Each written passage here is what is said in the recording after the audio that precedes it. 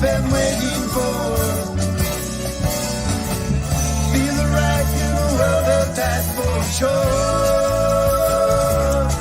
Na na na na. Got to get that feeling.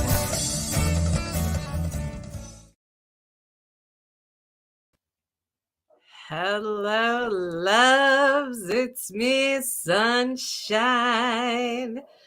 Welcome to the Ripple Connection. Someone mentioned to me that I should say, please like and subscribe, or thank you for liking and subscribing. These messages are very, very important. I feel that everyone who shares their truth and their story will help somebody else, and it will cause a ripple connection, right? So let us bring on this amazing, amazing woman, Tracee. She is going to tell us her beautiful journey. Hello. Hey, welcome. Thank you Thank you so so much. much.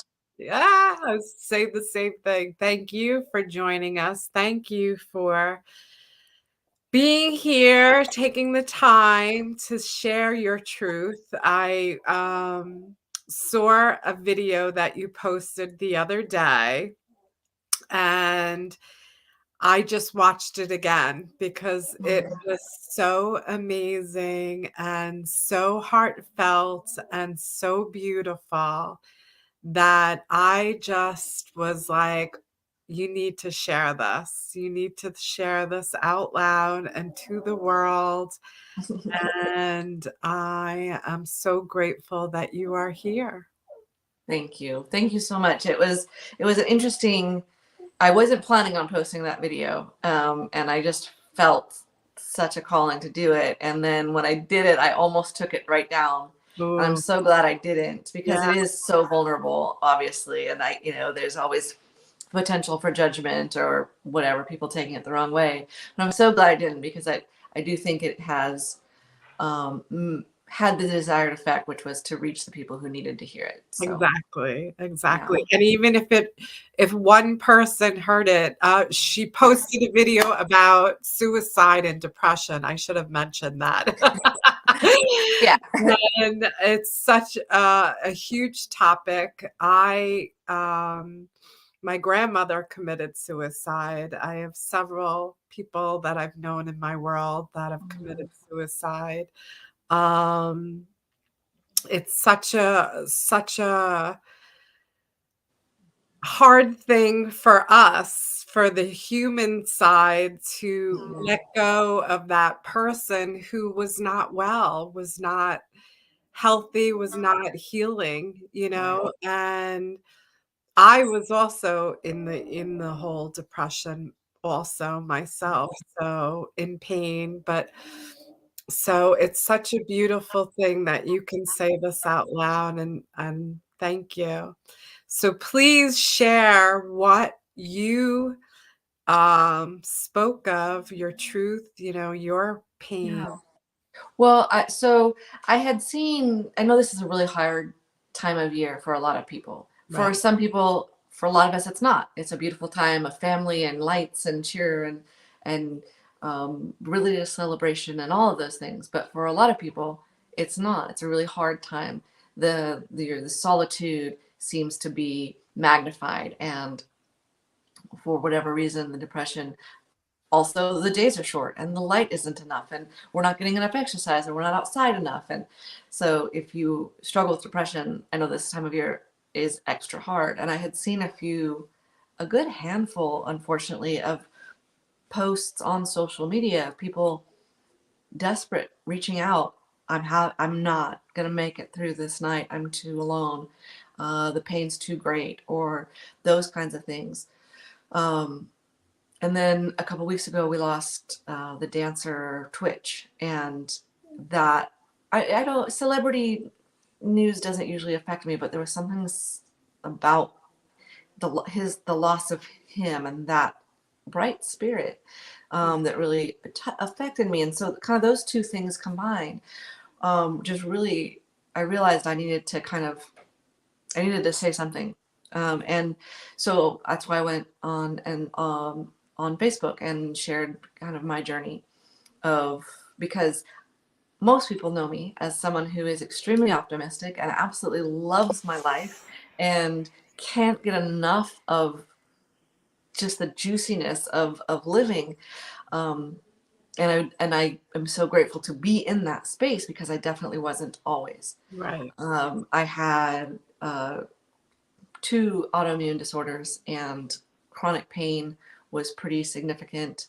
And depression, of course, comes along with that. And then I also had postpartum depression. So there was a few years of real darkness for me. And when, especially, it doesn't matter what your pain is, if it's physical or it's emotional, Right. it doesn't seem like it's ever going to go away. If you are in pain for more than a couple of days, it just feels like it's never going to end. And for me, I was in severe physical, debilitating physical pain for a couple of years. Well, about 5 years. And the last 2 in particular, I was bedridden. I was in a wheelchair and just lost everything. And the worst part of that was feeling like I was not only I'd give up on the dream job I'd created and the career and the community that I built, and losing friends because people don't know how to be around someone like that, right?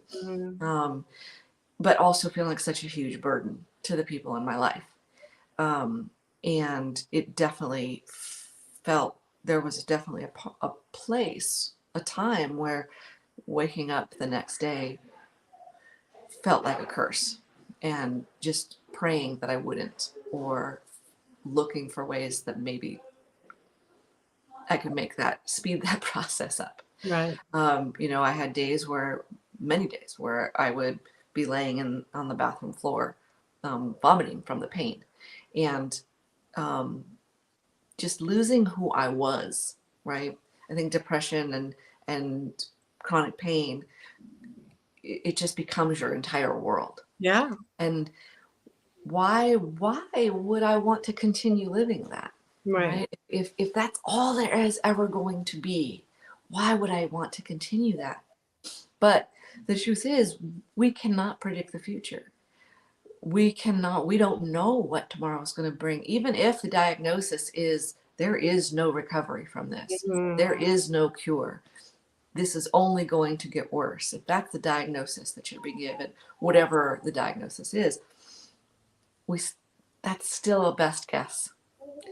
And I will just always be profoundly grateful that I didn't make that choice, that I chose to find ways to be happy. And I always say that happiness is a choice, but it really dawned on me kind of recently that it's not an easy choice, Right. necessarily, and it's not an easy choice for everybody. But because I kept going, I was able to find just the tiniest little spark to be grateful for in a day. And it really, somebody asked, I had people, because of that video I posted, I had people reaching out to me and saying thank you. I wouldn't have made it through this day if I hadn't seen your video. Wow. And yeah, and that was very humbling, really. But I had somebody ask, so what do I do? Yeah. How did you get from there to here? Yeah. And I said it started with just the tiniest bit of gratitude practice, because what we focus on grows. And when you are dealing with pain, especially physical pain, all you can see is that red haze of pain, right? And you're constantly looking for, where does it hurt today? And how much today? How am I going to make it through this day when everything hurts like this, right? And so your focus is 110% on that. And so I had to make a choice to look for something else. even for just a tiny moment. And so I started that, I think it was when like the 30 days of gratitude thing was like kind of the hot topic, Yeah. November gratitude. And Mhm. so I'm like, this is bullshit, but fine, I'll do it.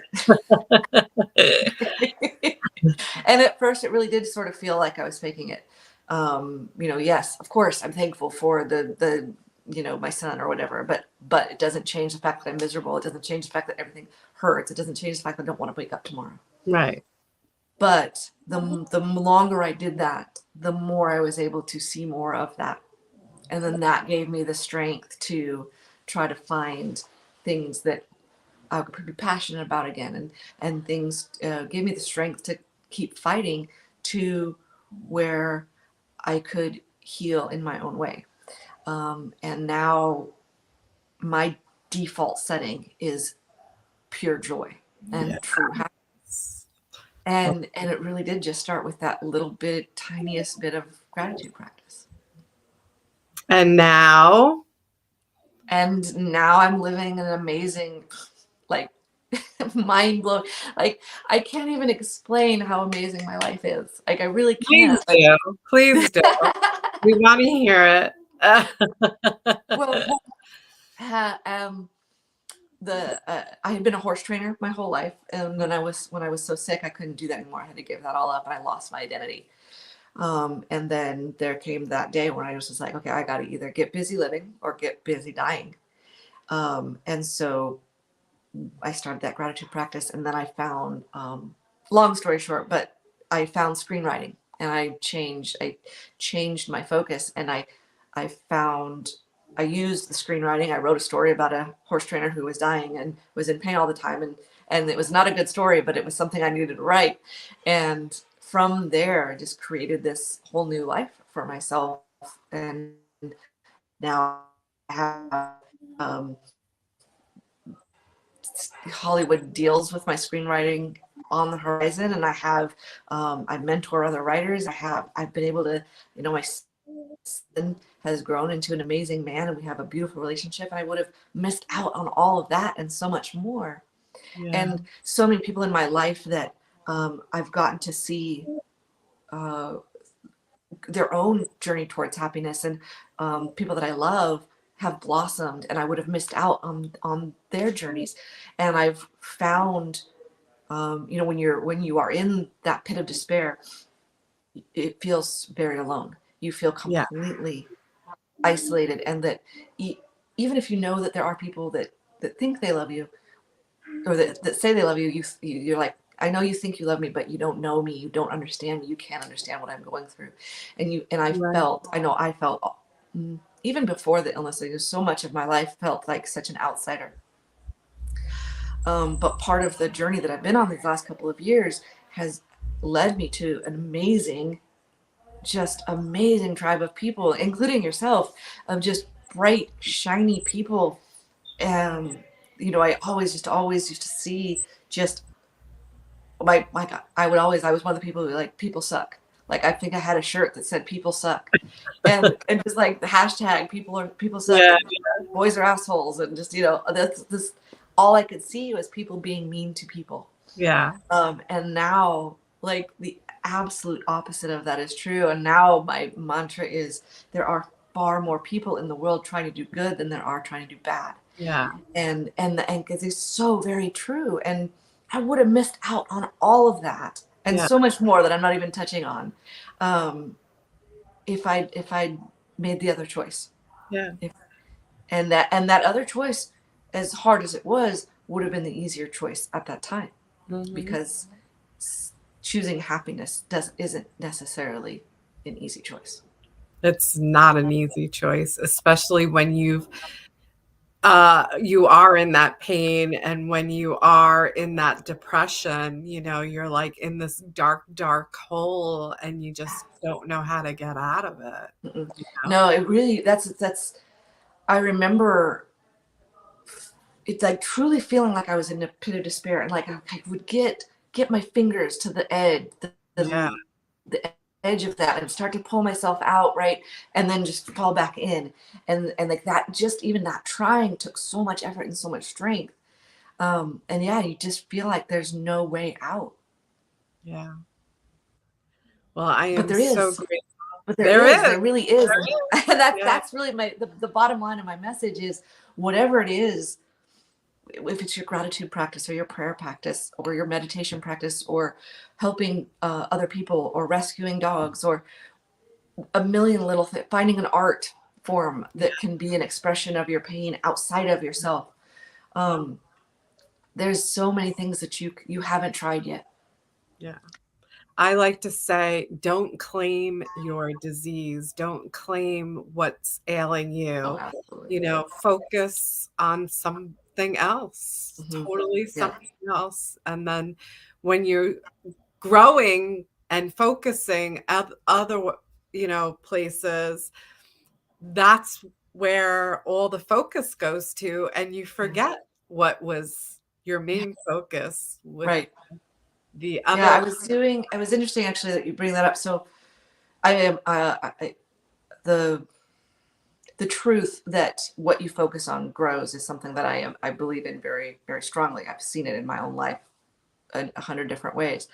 But I was on a walk this morning, and I was passing this little pond, and there was this reflection of um, some probably some chemtrails, whatever you want to call them, in the pretty clouds on the water. But they were made an X, like the perfect X marks the spot. Yeah. And so I sat down to kind of meditate on that and to see what would see what would come.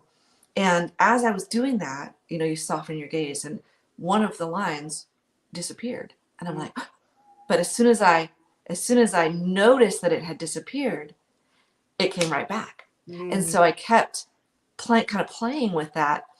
But what I noticed too was that, okay, don't focus on it, but not focusing on it is still focusing on it. right, right. So focus So on. then I had to shift it to for not don't focus on that, focus on this. So I shifted my attention, my focus to the other line, the line that was stayed consistent. Yeah. And what happened was um, that line became really bold and strong and like started doing some ripply things because the wind was blowing and stuff. And the other line was still there, but it didn't matter.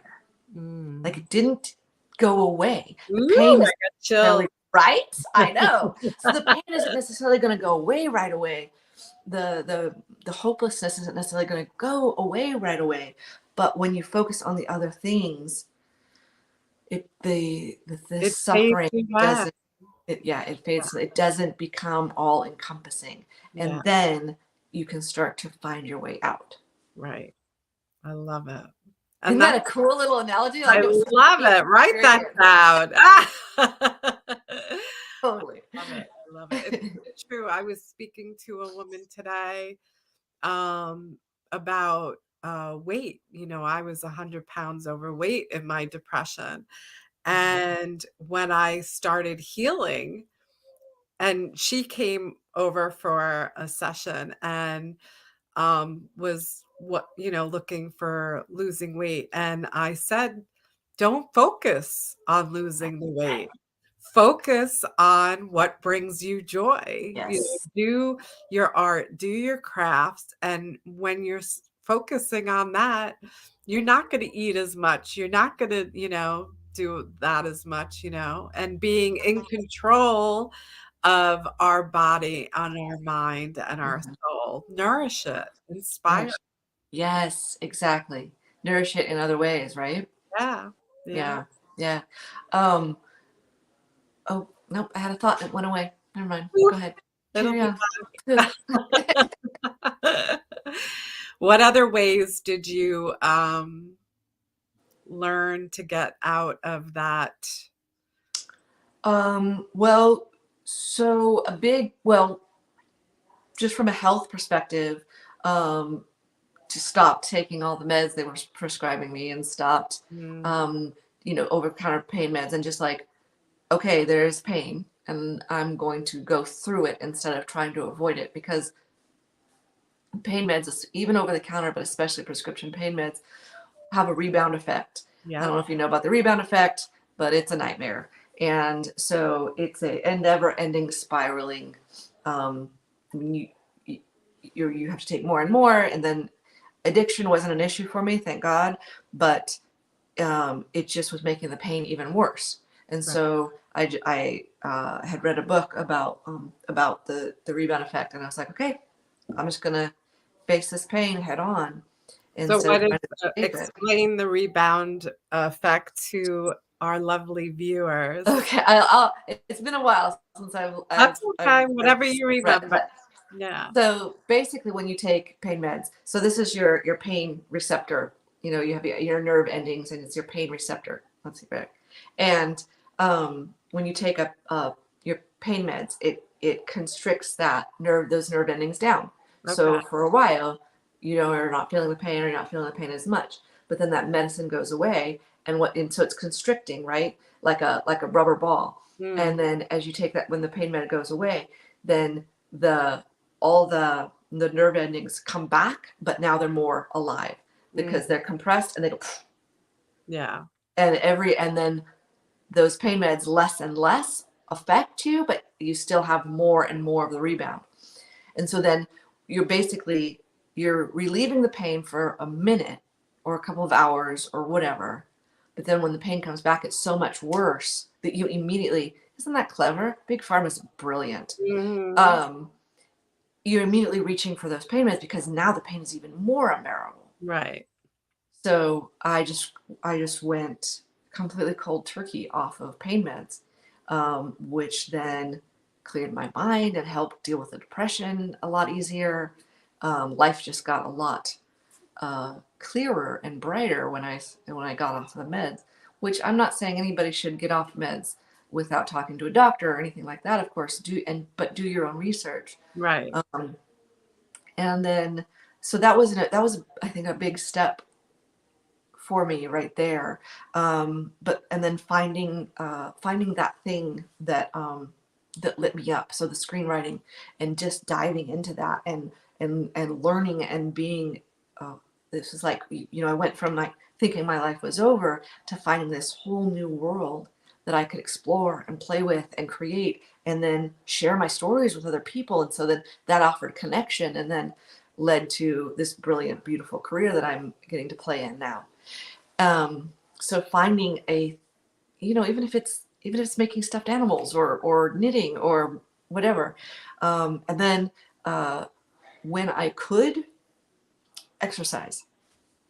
Um, our bodies are made to move, just as our minds are made to think and create. Yeah. And when you're in pain, and when the depression is like a suffocating blanket, movement is hard and un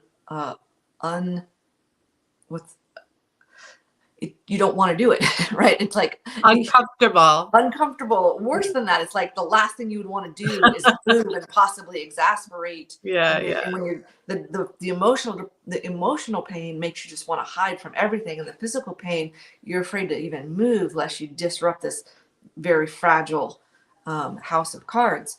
Right. So I would walk whenever I could, and there were times, man, just walking down my driveway, I would have to stop and rest 4 or 5 times, but I would do it.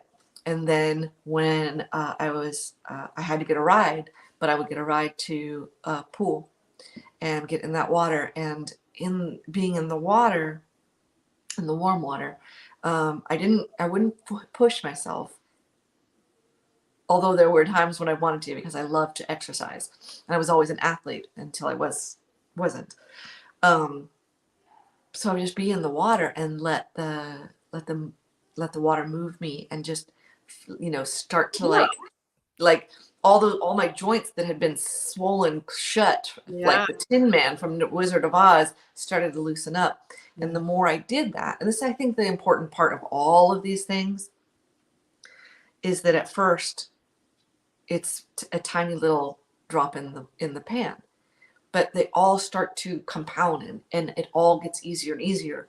So just as finding things to be grateful for got easier and easier, and bigger and better, Mhm. um, the exercise got easier, and the movement got easier, and the more I did it, the more I wanted to do it. And the more it brought you joy. Mm-hmm. And then I think this is the other thing that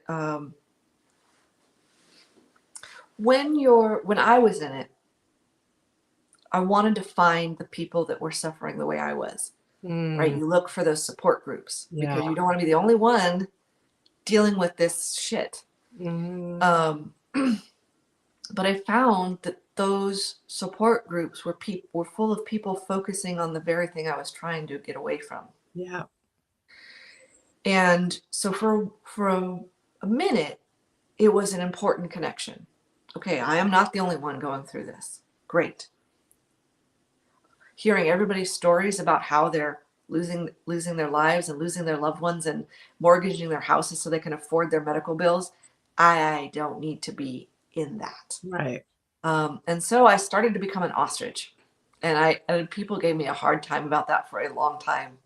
I put my head in the sand and I just avoided the darkness as best I could, because getting well was a full-time job. And detoxifying my world, both, chemicals and food wise and sugar wise and people wise and news wise and, whatever energy wise, whatever I was doing with my time, that was probably the thing that had the biggest effect. Yeah.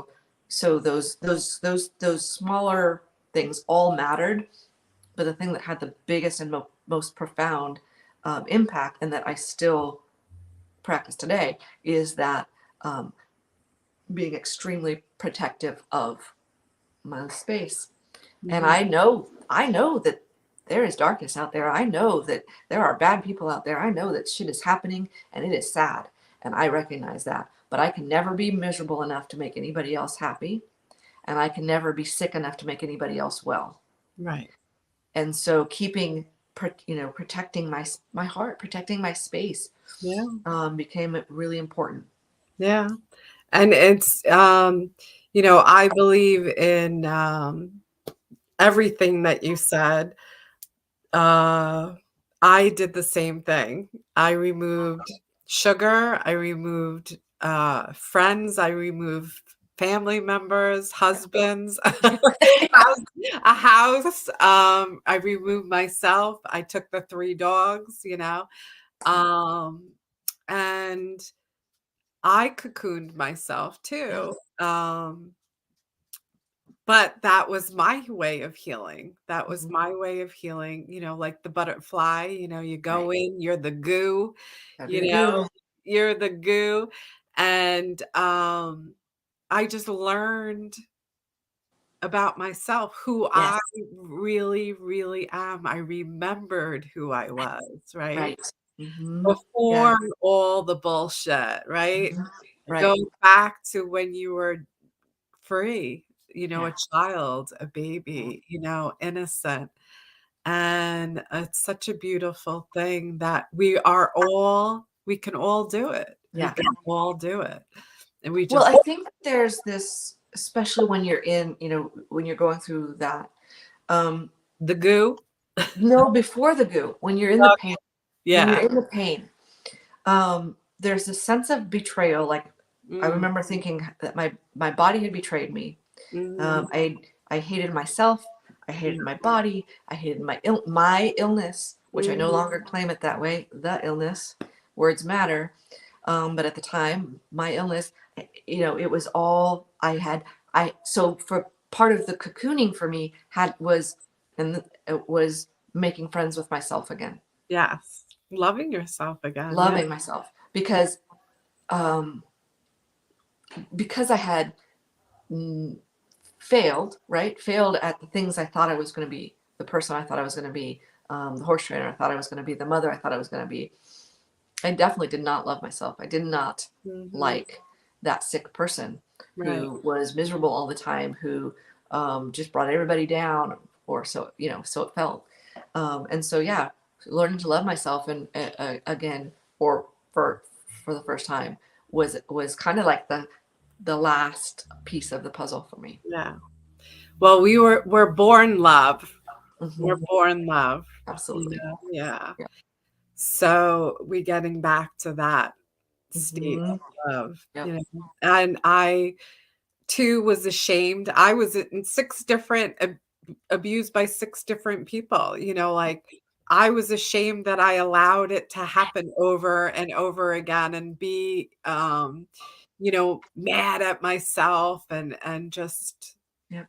so hard on myself. Yes. And, so learning to forgive yourself because you've done nothing wrong. Mhm. I don't believe in the word foul, Right. only doing the Well, best. and maybe not even forgive yourself because there's nothing to forgive yourself Right, for. right. That's what I always say, when I'm doing the hypnosis. I always say, because it's important to say it out loud, Yeah. "I forgive you," but Mhm. then say afterwards, there's nothing to forgive. You've done Right. nothing wrong. Right. You've only done the best you could possibly do at that given moment. And Right. I don't believe in good or bad either. They're only doing the best too, you Mhm. know, from Yeah. what they know, right? Right. I had to, love my abusers for allowing me to step into my power and not allow anybody to do that to me again. Right. Thank you for showing me my Right. journey, Thank right? you. Yeah. I had to actually, there came a point where that was the message that to the illness. Thank you, Lyme disease, because I love where I ended up, and I Yeah, never would have gotten to this point yeah, without that absolute um, darkness that I had to yeah, go through with the yeah, illness. yeah. You gotta feel it to heal it, right? Yeah, yeah, And yeah.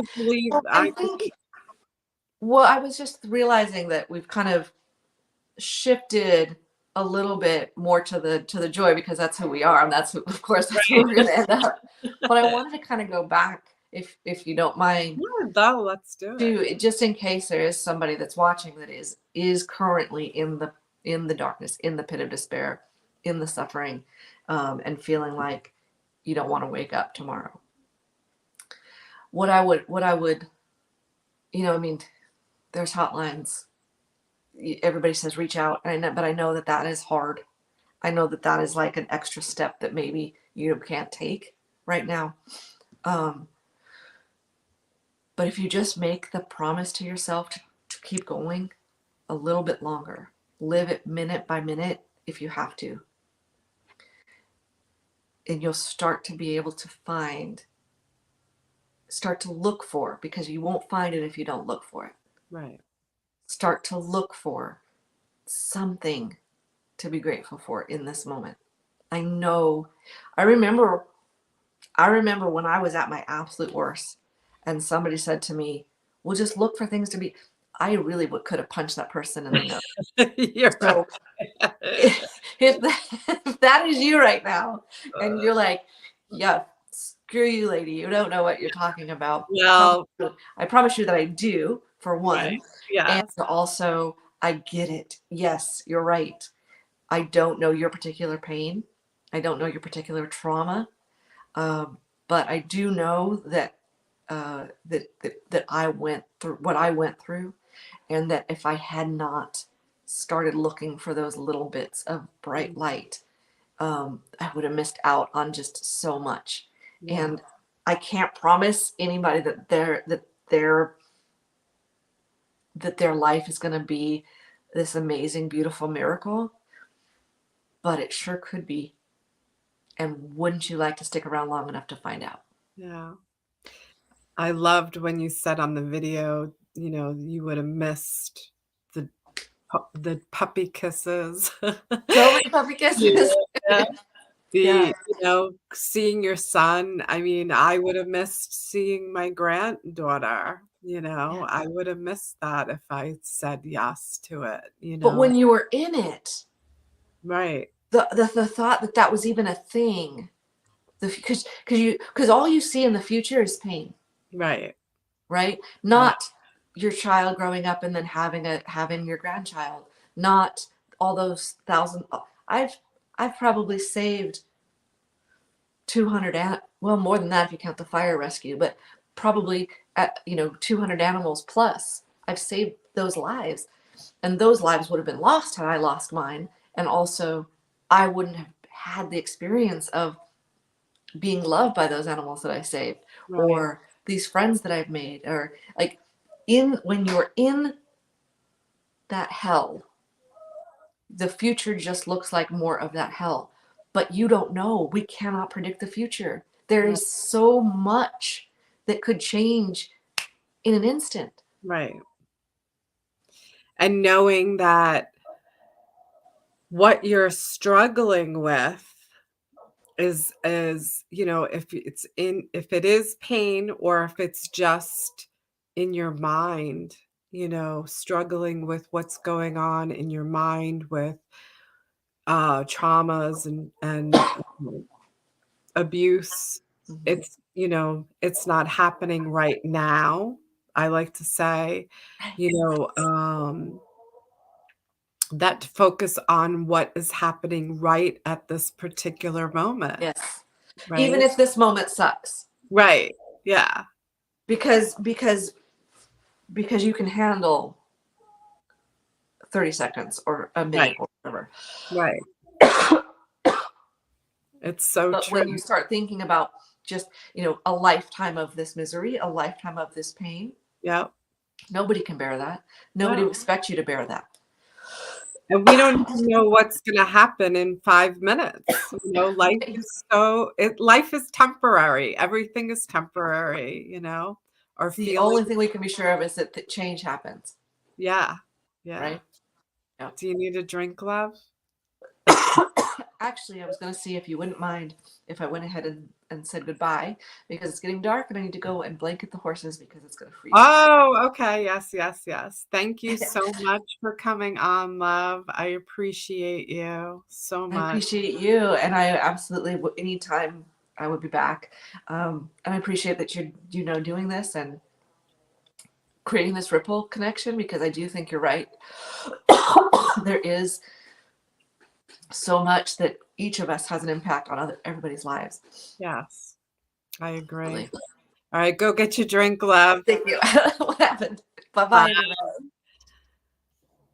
If anybody has any questions for me, I was also in this darkness, this depression, suicidal. If anybody has anything that they want to tell me, say it out loud. There's so many different ways that we can learn how to deal with things. We can unlearn what we've been taught, and learn how to love ourselves. Get a dog or two or three. Um, Nobody wants to say hello, say anything. It's just so important. Please reach out to me if you feel this, if you feel stuck. I am here. I am love. I have Kathy coming on. Yes, she is learning to live with the pain. And I'm so grateful that Kathy was brave enough to reach out. Asking for help. Asking for help is so important.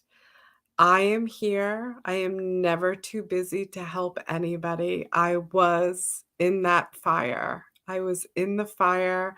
I walked through it, and now my hand is out.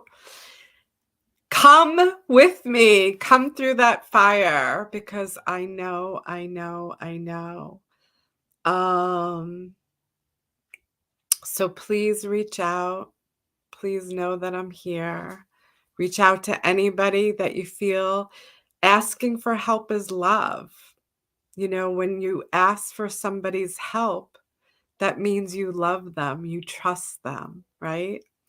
And asking for help means that you're on your way of healing. Say out loud, I am healing. I am worthy. I am love.